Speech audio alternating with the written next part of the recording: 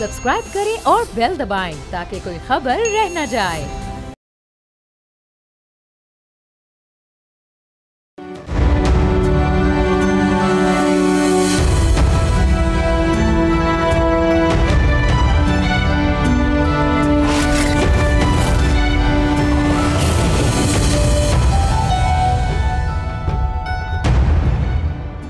अमेरिकी सदर Donald Trump ने एक बार फिर भारत को नाराज कर दिया है। ओवल ऑफिस में दिवाली की तकरीब से खिताब करते हुए उन्होंने कहा कि मैंने भारतीय वजीर आजम से बात की है, मैंने उन्हें पाकिस्तान के साथ जंग से गुरेज करने का मशवरा दिया है। गुज़िश्ता 6 माह में सदर ट्रंप कई बार पाक भारत की जानिब से जंग के खदशे का जिक्र कर चुके हैं। उनके बयानात से भी भारतीय प्रोपेगेंडा कमज़ोर पड़ता जा रहा है। माहिरीन के मुताबिक ये पाकिस्तान की एक बहुत बड़ी सिफारती कामयाबी है। उधर दूसरी जानिब मुल्क के अंदर सियासी इख्तलाफात बढ़ रहे हैं। वफाकी और खैबर पख्तूनख्वा हुकूमतें अहम कौमी मामलात पर एक दूसरे के आमने सामने खड़ी हैं, जिससे दहशतगर्दी के खिलाफ जंग मुतासर होने का अंदेशा है। वज़ीर मुमलिकत तलाल चौधरी ने वज़ीर आला खैबर पख्तूनख्वा को बुज़दार 2 करार दिया है। उनका कहना है कि वज़ीर आला को बदलने की बजाय सोच बदलने की ज़रूरत है। वफाकी हुकूमत के मुताबिक वज़ीर आला की सोच बचगाना है और वो सिर्फ बानी PTI को खुश करने के लिए सियासत कर रहे हैं। उधर बानी PTI का कहना है कि अवाम, सूबे के अवाम ने हमें मैंडेट दिया है, मेरा हक है कि मैं सूबे की पॉलिसियाँ खुद बनाऊँ। सवाल ये है कि क्या ये पॉलिसियाँ कौमी मफाद में होंगी या पार्टी के मफाद में, क्योंकि अपने हालिया बयान में इमरान खान ने तमाम पार्टी रहनुमाओं को हुक्म दिया है कि अदालतों में उनके केसेस की कार्रवाई के दौरान बाकायदगी से शिरकत करें और उनके मुताबिक इंसाफ के हुसूल तक अपनी मौजूदगी बरकरार रखें। देखना है कि क्या वफाक और सूबे के दरमियान मुहाज़राई दोबारा बढ़ेगी और अब इसका अंजाम क्या निकलेगा।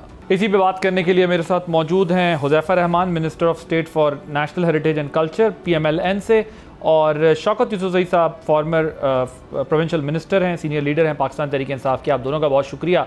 I start with you Huzaifa Rahman साहब, मुझे ये बताएं कि प्रेसिडेंट ट्रंप ने एक बार फिर मोदी को जंग से बाज रहने का मशवरा दे दिया है, और भारतीय जो प्रोपेगेंडा है या फिर जो पॉसिबल मिसएडवेंचर है इंडिया की तरफ से, उस पर चेक रखने के लिए अमेरिकन प्रेसिडेंट की इस स्टेटमेंट को आप किस तरह देखते हैं? जी, गुजारिश ये है कि देखिए, अमेरिका एक सुपर पावर है और इस वक्त तक तो दिफा के लिहाज से यानी चाइना ने इकोनॉमी में तो अमेरिका के करीब आने की कोशिश की है, लेकिन दिफा के हवाले से अमेरिका अब भी बहुत जो है आगे है रशिया और चाइना से। और आपने देखा कि अमेरिका की एक छोटी सी धमकी थी जो कि काम आई। और भारत का जो रशिया से ताल्लुक है ये 1945 से है, जब यानी प्री पार्टीशन अभी पाकिस्तान बना भी नहीं था, तो लाल जवाहर नेहरू जाया करते थे रशिया। और रशियन एक्ट्रेसेस जो है 70s अर्ली 60s में मुंबई में आकर बॉलीवुड की इंडस्ट्री में उन्होंने बड़ा काम किया। और वैसे भी वो समझते हैं इंडियंस के हम कम्युनिज्म के बहुत करीब हैं लाल जवाहर नेहरू की वजह से, और कम्युनिज्म का हब है रशिया। उसके बावजूद उन्होंने रशियन जो है वो पेट्रोलियम मसनूआत लेने से जो है वो अब उन्होंने अवॉइड करना शुरू कर दिया है।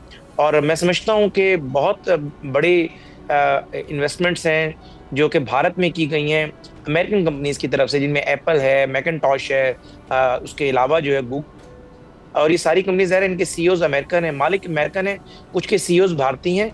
तो भारत अफोर्ड नहीं कर सकता कि वो अमेरिका से ताल्लुकात अपने बिगाड़े या अमेरिका को बिल्कुल नो कहे। और जाहिर है 2 और बातें हैं कि देखें, सैटेलाइट जो है इस वक्त 2 ममालिक के पास सबसे जदीद हैं, एक चाइना के पास है और एक अमेरिका के पास है। अगर पाकिस्तान और भारत की टेंशन बढ़ती है, न्यूक्लियर रिएक्टर्स हो या किसी भी तरह की मूवमेंट हो, तो उसके लिए दोनों ममालिक को सैटेलाइट की लाइव लोकेशंस की ज़रूरत होती है। तो अमूमी तौर पे तासुर रहा है कि भारत को वो लोकेशंस अमेरिका देता रहा है और पाकिस्तान को वो लोकेशंस चाइना देता रहा है।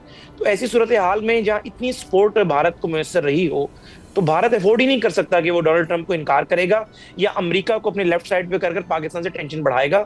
मेरे ख्याल से डोनाल्ड ट्रंप का ये बयान जो है साउथ एशिया के अवाम के लिए एक नेक शुगन है कि यहाँ पर ज़ाहिर अमन अमान रहेगा। पाकिस्तान की तो अव्वलीन तरजीह है, हम तो पूरी दुनिया को बताते हैं कि ये एटमी रिएक्टर्स हों, हमारी न्यूक्लियर एसिड्स हों, ये हमने जो है एजिटेशन या अग्रेशन के लिए नहीं रखे हुए, ये हमने अपने सेल्फ डिफेंस के लिए रखे हुए हैं और हम डिटेरेंस के लिए इसको इस्तेमाल करेंगे जब भी करेंगे।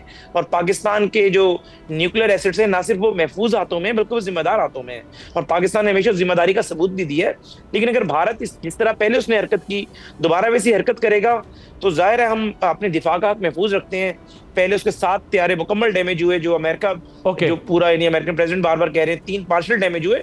जाहिर है फिर तो हम अपने दिफा के लिए हर हद तक जा सकते हैं। ओके, शौकत यूसुफजई साहब, ये बताइएगा क्या पीटीआई पाकिस्तान की इस जो डिप्लोमेटिक कामयाबी है इसका क्रेडिट हुकूमत को देगी, जो अमेरिकन प्रेसिडेंट की तरफ से कहा गया है कि मैंने इंडिया को रोका है, भारतीय वज़ीर-ए-आज़म से बात हुई है कि जंग की तरफ ना जाएं? बिस्मिल्लाहिर्रहमानिर्रहीम, बहुत शुक्रिया। देखिए आदिल भाई, इसके जो समरात हैं जो हमारे खारजा उमूर के हवाले से पाकिस्तान को जो फ़ायदा होता है, जो माशी तौर पे आवाम को जो फ़ायदा होता है वो हम देखेंगे वक्त के साथ साथ। अगर कोई फ़ायदा पहुंच रहा है, क्योंकि अमेरिका ने हमेशा जो वही पॉलिसी अपनाई जो उनके मफाद में हो, तो अब मुझे नहीं पता, अच्छी बात है। हम तो बहुत बड़े अरसे से हमारी ख्वाहिश रही है कि अमेरिका के साथ बराबरी की बुनियाद के ऊपर हमारे ताल्लुकात हों।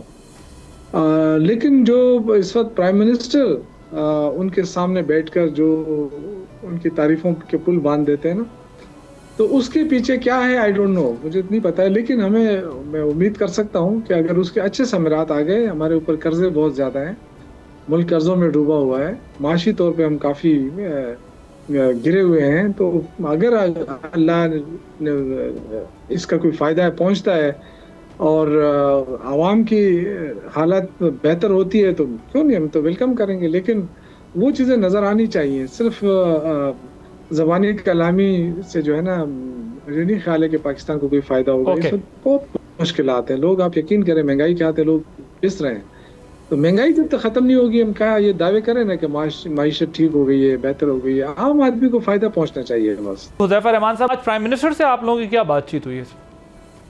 प्राइम मिनिस्टर से इस मौजू पर तो नहीं थी। प्राइम मिनिस्टर साहब ने फिल्म एंड टीवी की पाकिस्तान में रिवाइवल के हवाले से, कल्चर और हेरिटेज की बेहतरी के हवाले से शर्मीन उबैद चुनाई ने एक आइडिया दिया है कि इस्लामाबाद के अंदर state of the art international level का एक म्यूजियम होना चाहिए, जिसमें पाकिस्तान की जो हेरिटेज एंड कल्चर जो पाकिस्तान की साइट्स हैं उसका अक्स हो उस म्यूजियम के अंदर।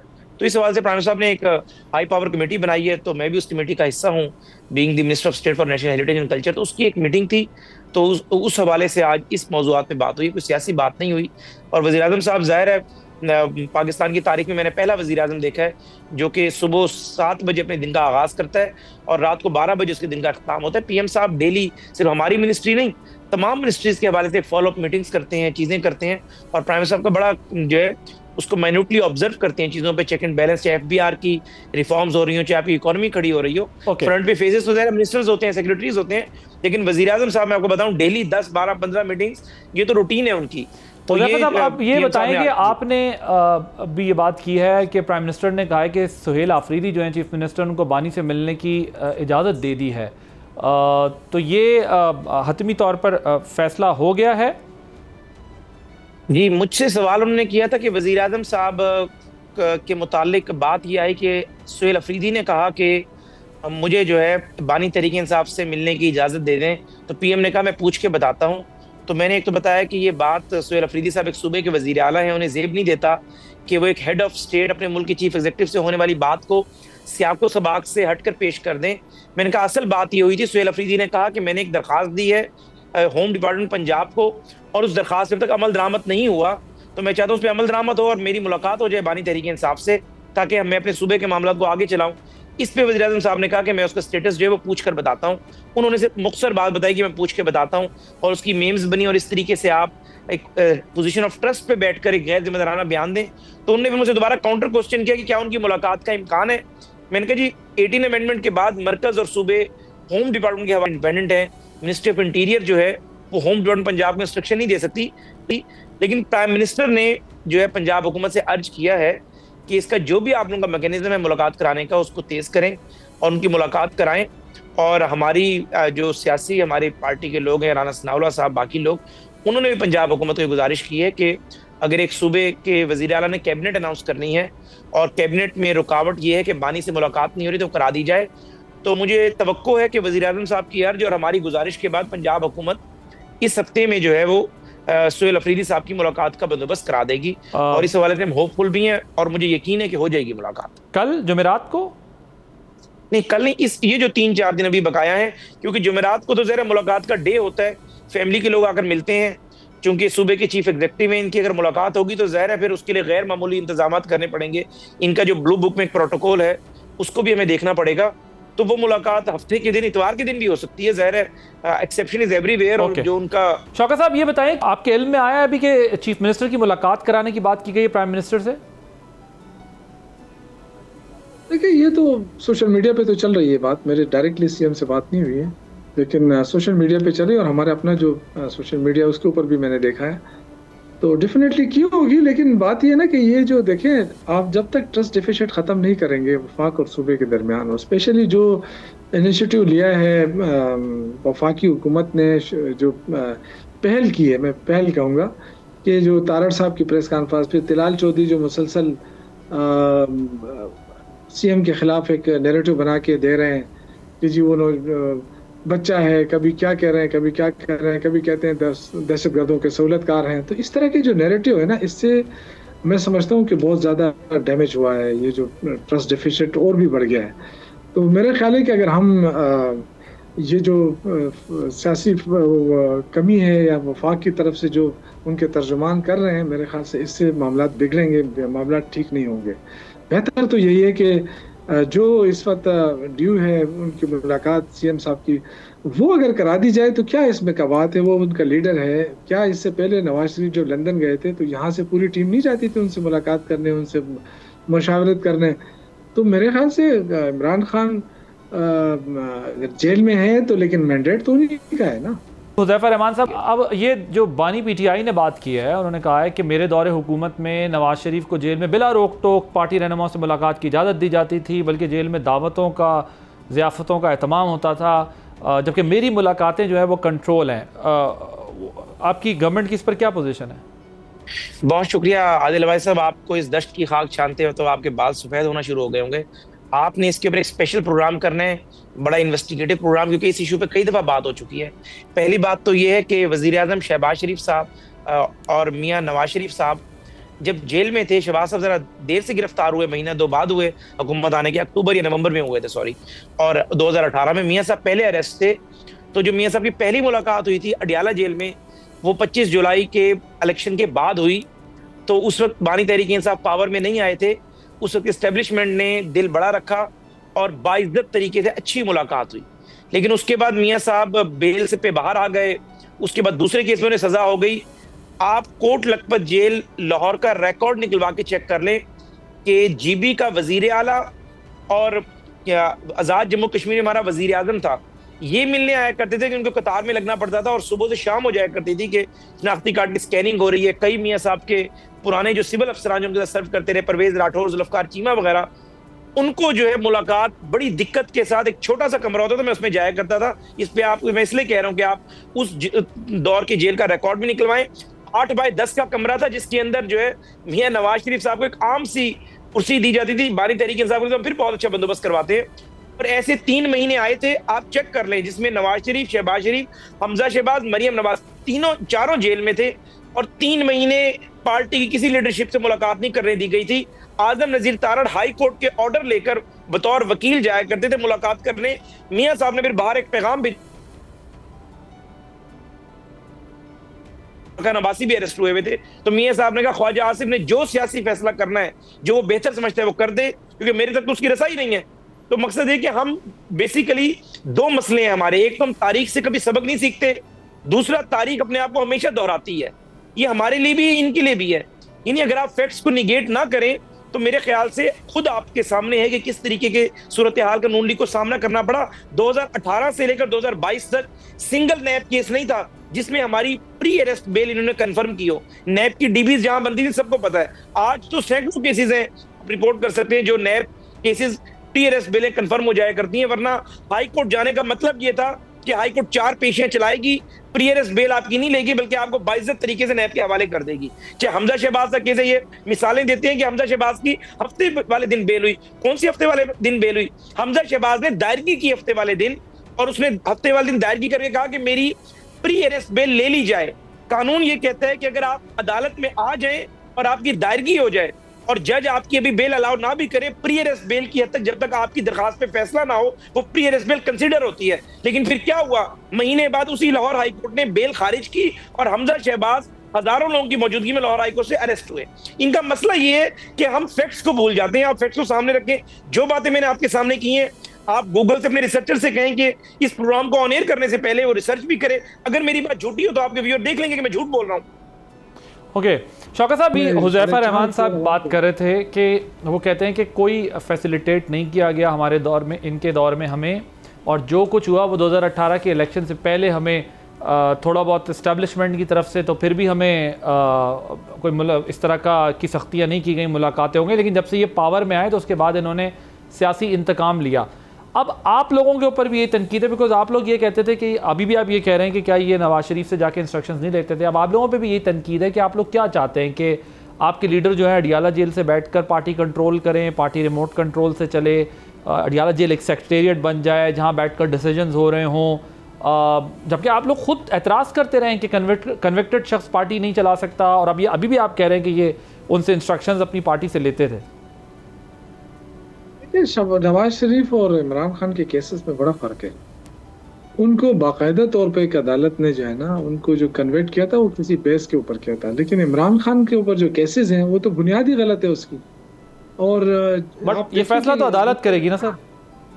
नहीं, अदालत करेगी, लेकिन अदालत कहाँ लग रही है? ये कितने अरसे से उनका केस ही नहीं लग रहा है। ये जब देखे ना, जब इंसाफ के तकाजे ही पूरे नहीं हो रहे हैं तो हम कैसे कहेंगे कि ये एतराज तो शौकत साहब PMLN भी उठाती थी ना कि हमारे साथ भी जो है वो साकिब निसार की अदालत और अताबदियाल की अदालत ये सब कुछ कर दी। देखें, या तो एक एक चीज का बदला लेना है तो बता दे कि जी हम बदला ले रहे हैं, या फिर अगर आप कह रहे हैं कि जी हम तो देखें ना, हम तो बड़े ठीक ठाक हुकूमत चला रहे हैं और बड़ा वो कर रहे हैं, लेकिन अगर आपकी अपनी हुकूमत होती, आपने अवाम की मैंडेट से बनाई होती तो बिल्कुल आपका हक बनता था। लेकिन आप तो किसी और के सहारे पे आए हैं, आप जो कुछ कर रहे हैं, तो क्या ये पाकिस्तान की ये इल्जाम तो आप लोगों पे भी था ना 2018 में, क्या आप लोग भी एस्टैब्लिशमेंट के सहारे पे आए थे और आपके लिए भी RTS उठाया? जी 2018 में अगर हमारे ऊपर इल्जाम था तो 2024 में इल्जाम हमने धो लिया है ना। हम तो बगैर एस्टेब्लिशमेंट के सहारे के अल्हम्दुलिल्लाह आए हैं ना। फिर तो कल ये भी कह देंगे कि हम अगले इलेक्शन में धो लेंगे अपना इल्जाम? नहीं, हम तो 2024 में अपना इल्जाम धो चुके हैं। अब देखें ना हमारे साथ जो कुछ हुआ, इसके बावजूद अवाम ने मैंडेट तो दिया है ना। आप वोट तो इमरान खान का ही है ना, ये तो मानना पड़ेगा। ये बगैर एस्टेब्लिशमेंट के आप दिल पे हाथ रख के कहें कि क्या नवाज शरीफ या शहबाज शरीफ या इन लोगों ने या जरदारी ने जो सीटें ली हैं, क्या ये इनकी अपनी सीटें हैं? नहीं, पाकिस्तान की सियासत में ये कोई नई बात नहीं है। पाकिस्तान का एक माजी है और एस्टेब्लिशमेंट की सपोर्ट से सब पार्टीज आती रही है, ये भी आए और आप भी आते रहे, इसी तरह आप भी इसी तरह आए। डिस्कशन हमारी जारी है, एक ब्रेक लेंगे, ब्रेक के बाद जब आएंगे कुछ और अहम इशूज सामने रखेंगे आफ्टर दिस शॉर्ट ब्रेक।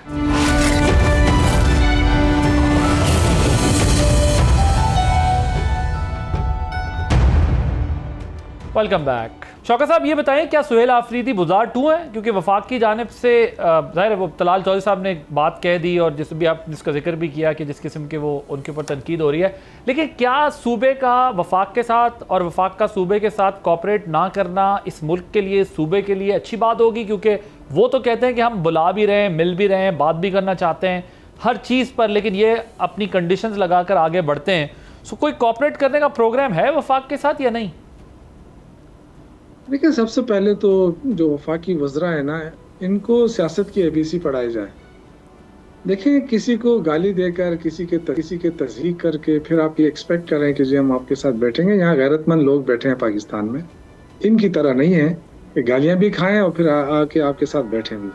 इस तरह सियासत हमने न कभी की है, ना हम करेंगे। मेहरबानी करें, पहले अपने लहजों को दुरुस्त करें। ये जो इल्ज़ाम तराशी होती है, कभी कहते हैं सहूलतकार हैं, कभी कहते हैं बच्चे हैं, कभी कहते हैं ये, इस तरह के अल्फाज इस्तेमाल करना, ये तो आप 4.5 करोड़ आवाम की तौहीन कर रहे हैं जो उन्होंने मैंडेट दिया है।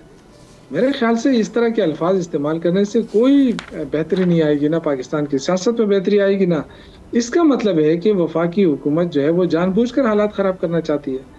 ये जो कुछ हो रहा है, कभी कहते हैं गवर्नर आज भी लग सकता है, कभी क्या कहते हैं, तो इसका क्या मतलब है? एक अवाम की मुंतखब करदा हुकूमत सूबे में काम कर रही है और कल जो उन्होंने इजलास किया है उसमें आप देखेंगे 2-3 चीज़ें मैं आपको बताऊं कि उन्होंने जो अपना रोड मैप दिया है हुकूमत के हवाले से, वो आप देखें ना, वो कितना शानदार रोड मैप दिया है। फिर आप देखें कि उन्होंने जो असम्बली में खिताब किया है, उन्होंने यहाँ तक कहा है कि अगर अवाम को हम चाहते हैं कि बाइज्जत तरीके से जाए, और अगर हुकूमत पाकिस्तान ने इसका कोई तरीक़ाकार वज़ा कर दिया है, फैसला कर लिया इनको वापस भेजने का, तो ठीक है, हम भी उसको एंडोर्स करते हैं, लेकिन एक बाइज्जत तरीके से उनको जाना चाहिए। तो ये देखिए, एक चीफ मिनिस्टर जो है वो यही कह सकता है, यही कर सकता है। लेकिन इस तरह के लोग जो तारड़ और तिलाल और ये क्या करना चाहते हैं, मतलब ये इनका क्या ख्याल है कि इनकी तरह लोग आके बैठ के इनको गालियां दे और ये इनको गालियां दे? गालियों की सियासत जो है वो खत्म हो गई है। अच्छा, अब ये बताइएगा कि ये वफाकी हुकूमत के मुताबिक जो आप लोग मैंडेट की बात करते हैं, वो कहते हैं मैंडेट को ज़ाती मकासद के लिए इस्तेमाल करना इस्तेकाक नहीं है कि आप इसको इस्तेमाल करें। क्या अरकान असम्बली को अपने केसेस की पैरवी करने की हिदायत की?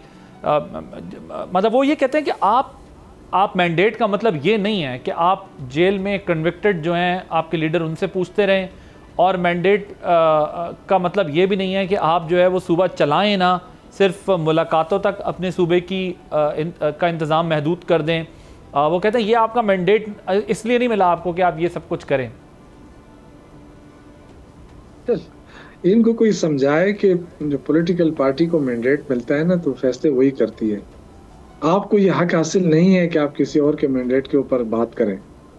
आपने बलूचिस्तान को आपने ठीक करना है ना, तो वहाँ तो आपकी अपनी पार्टी की हुकूमत है ना, पीपल्स पार्टी की हुकूमत है, उसको ठीक करें ना, किसने रोका है? सर, बेसिकली उनका ये ऑब्जेक्शन है ना कि वो जिस तरह आपके चेयरमैन कहते हैं कि जी वफाकी और सूबाई नुमाइंदे सब जो है वो मेरे केसेस की पैरवी के वक्त वहाँ मौजूद हों। मैं उसी पे आता हूँ, लेकिन देखिए ये हक, ये तो देखें ना, जिसको मैंडेट मिला है वो बात करे ना। इनके पास तो अपना मैंडेट नहीं है, दूसरे मैंडेट पे कैसे बात करते हैं? इनके पास कौन सा मैंडेट है? इनको किसने, आवाम ने तो वोट नहीं दिया है ना।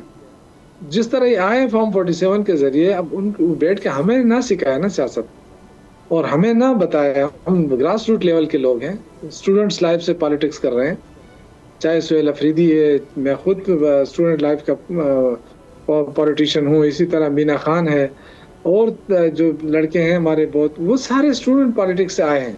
उनको पता है कि किस तरह पॉलिटिक्स होती है, कैसे पॉलिटिक्स करनी है, और उसने इकोनॉमिक्स की डिग्री है उनके पास। ऐसा भी नहीं है कि वो कहीं आके बैठ गए, उनको कुछ समझ नहीं है। देखिए, जो सुहेल अफरीदी ने अपना पहला रोड मैप दिया है हुकूमत चलाने के लिए, वफाकी हुकूमत को चाहिए कि वो उनको ताउन दे, उनकी मदद करे। ये असल चीज़ है। ये नहीं है कि आप उनको कहें कि जब इमरान खान से क्यों मिलते हैं। भाई, उनको अगर वोट मिला है, अगर हमें वोट पड़ा है, तो इमरान खान की वजह से ही तो पड़ा है ना। तो क्या ये हक भी नहीं बनता है कि जाके उनसे मिल ले? तो मेरा ज़ाती ख्याल ये है कि थोड़ा बहुत जो है ना, सियासी वो कल्चर डेवलप करे। वो कि ये सियासी लोग नहीं है, हमेशा एस्टेब्लिशमेंट के जरिए आते रहे हैं, लेकिन अब थोड़ा सा वक्त चेंज हो गया है। अब सियासत भी, अगर सियासत को बिल्कुल आप आउट कर दें तो ये नहीं होगा। अगर मौलाना फजलुर रहमान धमकी दे दे तो ये हंस के कहते हैं कि जी खैर वो उनको हम मना लेंगे। हम कहते हैं तो हम पहले ही, यानी अभी हमने ना कोई कॉल दी थी ना कोई किया था। राना सनाउल्लाह साहब आके कहते हैं कि जी अगर अटक पार किया तो हम इनके साथ ये कर देंगे, वो कर देंगे। यार, ये कौन सी बदमाशी है? ये क्या करना चाहते हैं? इस तरह हुकूमतें नहीं चलती मेरे भाई, न मुल्क चलते हैं। आपने एक दूसरे का एहतराम करना है। वो ये कहते हैं ना कि आप मसला इस्लामाबाद आके वो कहते हैं ये इंतशार फैलाते हैं, जलाओ गिराव करते हैं, तोड़ फोड़ करते हैं, डी चौक से आगे जाने की बातें करते हैं। इसका मतलब है कि हो गया, कभी 9 मई करते हैं, कभी 26 नवंबर करते हैं। वो कहते हैं इसलिए इनको जो है वो रोकते हैं। लेकिन चलें, हुज़ैफा रहमान साहब मुझे ये बताएं कि नए वज़ीर आला को तलाल चौधरी साहब ने बुज़दार 2 कह दिया है और सोच बदलने का भी मशवरा दिया है। फेडरल गवर्नमेंट और प्रोविंशियल गवर्नमेंट की सोच, बेसिकली आप क्या चाहते हैं कि सूबाई हुकूमत क्या करे, वफाकी हुकूमत उनसे क्या एक्सपेक्ट कर रही है? देखिए, एक तो मैं तो अभी कबल वक्त है कि उन्हें बुज़दार 2 कहें, क्योंकि हम दोनों एजिस पे खड़े हुए हैं एक दूसरे से ताल्लुक़ के हवाले से, और केपी के वॉर अगेंस्ट टेररिज्म में बड़ा मुतासर हुआ है। लेकिन चूंकि केपी के हुकूमत ने इल्ज़ाम लगा दिया कि हमें गंदी गाड़ियाँ दी, बाकी चीज़ें दी, आज मैंने इसकी तहकीक कराई है।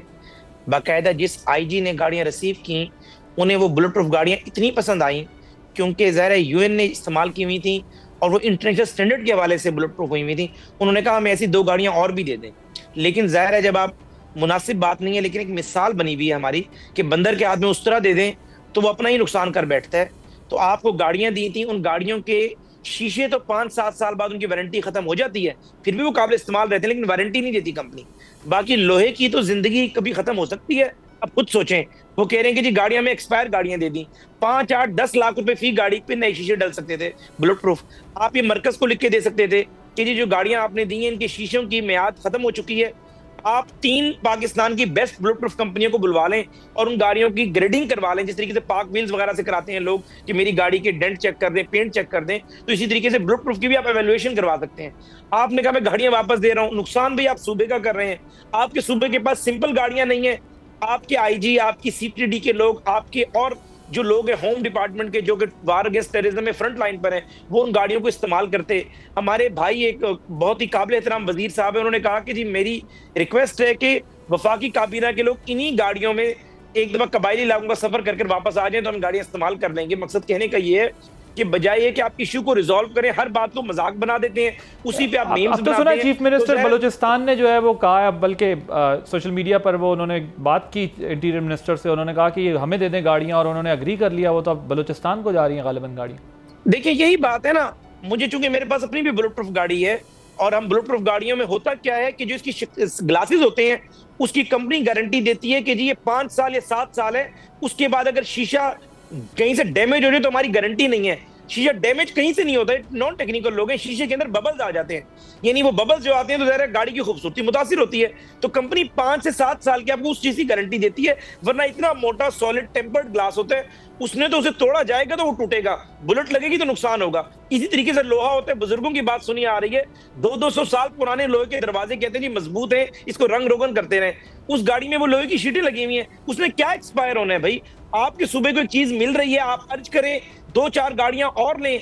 आप कह रहे हैं ज़हर आपने उन पे इल्जाम लगाया, तलाल चौधरी साहब ने ज़हर इल्जाम का बदला चुकाया, उन्होंने बुजार 2 कह दिया। मेरे ख्याल से जब पोजीशन ऑफ ट्रस्ट पे बंदा बैठ जाता है, जिम्मेदारी होती है, एक सूबे की आवाम का आपके पास मैंडेट है, आप मेहरबानी करें अपनी जाती तलखियां पीछे रखें, सूबे की आवाम के लिए काम करें और इस तरह के फैसले ना लें जज्बाती। ये जज्बाती पोजीशन नहीं है, ये कोई मिथुन चक्रवर्ती की आप मूवी नहीं देख रहे कि आपने जी डायलॉग मारा, प्रोग्राम तो बढ़ गया, इस तरह की बात की और उसके बाद आपका प्रोग्राम हिट हो गया। जब आप जिम्मेदार पोजीशंस पर बैठते हैं तो आपने वो फैसले लेने होते हैं जो कि आपके सूबे की आवाम के लिए बेहतर हो और आने वाली नस्लें आपको याद करें। आपने 1 मिनट लगाया, गाड़ियां वापस करी, मैं तो अभी आपके प्रोग्राम से सुने मुझे इतना अफसोस हो रहा है कि वो गाड़ियां बलूचिस्तान वाले ले लेंगे, वो जरा इस्तेमाल करेंगे। अच्छा भला आपके सूबे को गाड़ियां दे रहे हैं, यूएन की गाड़ियां हैं, ये गाड़ियां अगर आज आप ऑक्शन करें तो 8 से 10 करोड़ रुपए की गाड़ी है, लेकिन जाहिर है मैं ना मानू वाली पॉलिसी है। इनसे कोई ये पूछे, बानी तहरीक इंसाफ ने 15-15, 20-20 साल वाली गाड़ियां ऑक्शन की थी अपने दौर में और सारी बुलेट प्रूफ गाड़ियां थी, जिसमें एक जी वैगन जो है मैंने उसकी बिड की थी। तो इसका मतलब ये है कि आप हमें एक्सपायर गाड़ियां दे रहे थे, आप हमें मारने के लिए गाड़ियां दे रहे थे। और अल्लाह के बंदे जो पार्ट है वो चेंज हो जाता है, बाकी गाड़ी उसी तरीके से नहीं रहती है, आप उसकी मेंटेनेंस कर लें। इस तरीके से जो बात है गलत बात है बिल्कुल जी। शौकत साहब, ये तो आप एक दूसरे को सियासी तौर पर हैंडल करेंगे, बट ये एक सवाल है कि जब जो तहफ़्फ़ुज़ात वज़ीर आला ने सूबाई असम्बली में बयान किए हैं, जो इश्यूज़ उठाए हैं, बेहतर नहीं होता अगर वो कौमी असम्बली सतह पर भी इजलास में शिरकत करते, वहाँ जाते, ये इश्यूज़ उठाते, शायद उसको उन इश्यूज़ को रेक्टिफाई किया जाता, उन्हें एड्रेस किया जाता। उन्होंने एक अहम मौके पर जब अफ़गान शहरियों वाला मसला था, लॉ एंड ऑर्डर का इशू था, उसमें शिरकत ना करके एक थोड़ा गैर जिम्मेदारी का मुजाहरा तो किया है। देखते हैं, मैंने तो आपसे पहले ही अर्ज़ किया सर कि अगर आप गाली दे के, आप इल्ज़ाम तराशी करके, लोगों को धमकी दे के बुलाएंगे तो ऐसा कोई भी नहीं आएगा। मैं तो यही अर्ज़ कर रहा हूँ ना, अगर आपको मुल्क का मफाद अजीज है तो आप पहले जो है ना एनवायरनमेंट क्रिएट करें ना। आपके वज़रा क्यों आके धमकियाँ दे रहे हैं? इनकी क्या हैसियत है आप मुझे बताएं। ये लोग जो जीत कर आए हैं, तारड़ फला फला, ये इनकी क्या कोई सियासी कोई वो है इतना बड़ा बैकग्राउंड के? ये बहुत बड़े बैकग्राउंड से आए, इनकी बड़ी खिदमत है मुल्क के लिए। देखिए ना, अगर वो आके धमकी देगा तो एक नौजवान को क्या इश्तियाल दिलाना है आपने? ये क्या करना चाहते हैं मुल्क के साथ, पहले ये तो डिसाइड करें ना। हम तो ये चाहते हैं कि देखिए, हम हमेशा ये आते हैं तो कहते हैं ये इंतशारी हैं, ये फलां हैं। वो भाई 26 नवंबर को आपकी तरफ से पहल हुआ है ना, हम तो आराम से आके वहाँ बैठे हैं। हमने क्या किया है? एहतजाज करना तो हमारा हक है। तो आप क्यों पुरअमन एहतजाज? आप भाई पुरअमन है, हमारा तो पुरअमन ही था ना। हमने तो आके कोई हमला नहीं किया था, हमला तो आप लोगों ने किया है। मेरा ये ख्याल है जाती तौर पे कि आप पाकिस्तान को जरूरत है कि थोड़ा सा मेहरबानी करें, एक दूसरे का एहतराम करें। मैंडेट का जब तक आप एहतराम नहीं करेंगे तो आपको कोई यहाँ से फूल पेश नहीं कर सकता। अगर आप गालियां देंगे, अगर आप इंतशारी खेलेंगे तो फिर आपको कोई भी फूल नहीं भेजेगा। मेहरबानी करें, वज़ीर आज़म अगर संजीदा है मामलात को दुरुस्त करने में तो अपने वज़रा को समझाएं, अपने कम से कम तर्जुमानों को। हुज़ैफा रहमान साहब, अब वो जो एक बयान सामने आया है, इमरान खान कहते हैं कि सूबे की पॉलिसियां मैं खुद बनाऊंगा। उनका कहना है कि ये मेरा इस्तेकाक है। What is your governments position on this statement? नहीं, कोई बानी तहरीक इंसाफ का तो कोई इस्तेकाक नहीं है। अगर वज़ीर आला चाहें उनसे जो बात जब मुलाकात हो पूछ लें। वो एक सजा याफ्ता मुजरिम है और ज़ाहिर है अदालतों ने उन्हें सजाएं दी हैं। उन्हीं अदालतों ने सजाएं दी हैं जिन अदालतों से सोहेल अफरीदी आज वज़ीर आला बने हैं। जिस अदालत ने सोहेल अफरीदी के इंतखाब को जायज़ करार दिया, जिस अदालत ने ऑर्डर किया कि गवर्नर को कि जी आप इनका हलफ लें, लेकिन ये नहीं हो सकता कि मीठा मीठा आप कड़वा कड़वा थूथू, आप गिलास को आधा खाली कहें, हम आधा भरा हुआ कहते हैं। तो बात यह है कि अगर जिन अदालतों से आपको रिलीफ मिल रहा है वो अदालतें ठीक हैं, जो अदालतें आपको रिलीफ नहीं दे रही वो 26वीं आईनी तरमीम के बाद की अदालतें हैं। तो बात यह है कि बानी तहरीक इंसाफ सजा याफ्ता मुजरिम है और सजा याफ्ता मुजरिम से दुनिया में कहीं पे भी इस तरीके से वो एक सूबे की पॉलिसी नहीं चलाते। बानी तहरीक इंसाफ को पहले भी एक जोम था, 8 फरवरी के बाद एक जोम था, 9 मई के बाद एक जोम था, वो सारे जोम टूटे हैं। मेरे ख्याल से मेरी उनसे गुजारिश है, अगर मेरा प्रोग्राम उन तक पहुंचे, खुदारा सियासतदान बने। और सियासतदान में लचक होती है, में वो लचक मौजूद नहीं है। आप अपनी हर तलखी की कॉस्ट आपकी जमात और शौकत यूसुफजई जैसे लोग पे करते हैं, वो आप पे नहीं करते। लीडर कभी पे नहीं करता उस लेवल की तलखी। लेकिन आपका मसला ये है कि हमारी लीडरशिप पे बुरा वक्त आया, उन्होंने वो तलखी अपने पास रखी, आगे उन्होंने ट्रांसफर नहीं की, पीपल पार्टी ने ट्रांसफर नहीं की। आप हर तलखी अपनी जमात को ट्रांसफर करते हैं। और अगर ये इस तरह के इकदाम करेंगे, मैं आज आपको आदिल भाई साहब लिख कर दे रहा हूँ, we have no plan at all, but मेरी पॉलिटिकल विजन ये कहता है ये केपीके में अपनी हुकूमत से भी हाथ धो बैठेंगे। मगर इसमें तो बहुत ज्यादा बात हो भी रही है कि अगर ये ना माने तो गवर्नर राज लग जाएगा। नहीं, गवर्नर राज नहीं, 20, 25, 30 लोग जो है, मैं समझता हूँ, मेरा पॉलिटिकल विजन ये कहता है, कोई वर्किंग नहीं है, कुछ नहीं है, कि वो लाजमी कहेंगे, ऐसे लोग सीनियर सीजन पॉलिटिशियन होते हैं कि जी हमारा सूबा वॉर अगेंस्ट टेररिज्म से मुतासिर हो रहा है और हमें बार बार ये बंदा जो है बानी तहरीक इंसाफ जेल से बैठे कभी हमारा वज़ीर आला चेंज कर देता है, कभी नया वज़ीर आला ले आता है, कभी 9 मई कहता है, कभी कहता है मरकज में चढ़ाई कर दो, कभी कहता है गोलियां चला दो।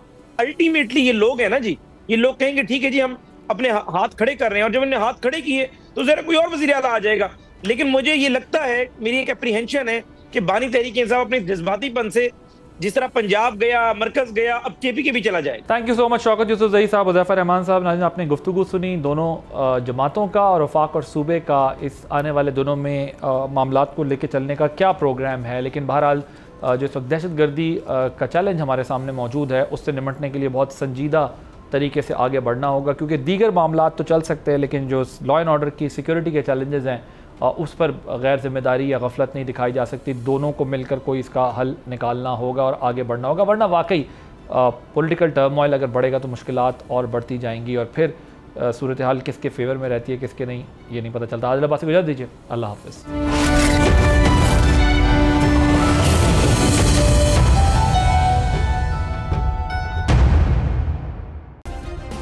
सब्सक्राइब करें और बेल दबाएं ताकि कोई खबर रह न जाए।